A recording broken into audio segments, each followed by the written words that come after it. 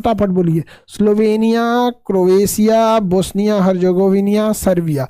ये 4 देश आप लोग को फटाफट याद रखना है, 4 देश याद रखना है।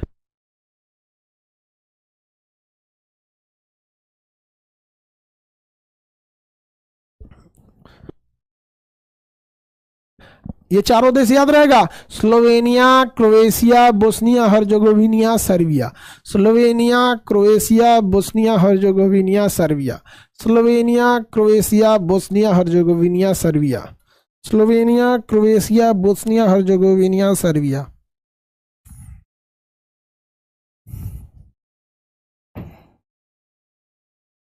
Slovenia, Croatia, Bosnia Herzegovina, Serbia. आगे बढ़े, ये चारों देश याद रहेंगे।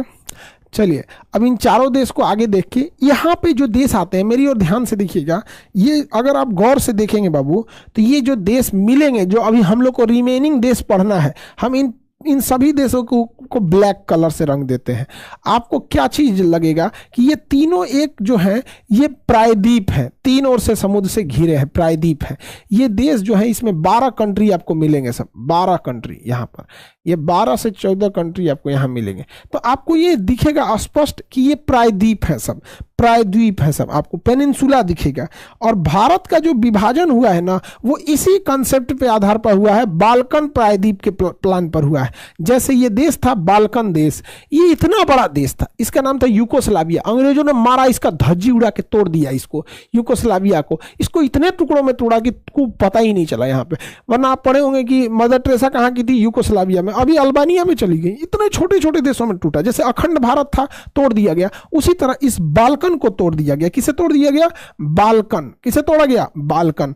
बाल्कन को जब तोड़ा गया तो इसे कहा गया बाल्कन प्लान, और इसी बाल्कन प्लान के तहत भारत को भी तोड़ा गया। तो बाल्कन प्रायद्वीप के 4 देश आप अभी जस्ट पढ़े हैं, जिसमें एक था Slovenia, Croatia, Bosnia Herzegovina, Serbia. अब इसी में पढ़ेंगे Montenegro, Kosovo, Albania, Greece, Thrace, Bulgaria, Romania. ये सब हम आगे अब कल पढ़ा देंगे। आज के लिए इतना ही रहने देते हैं।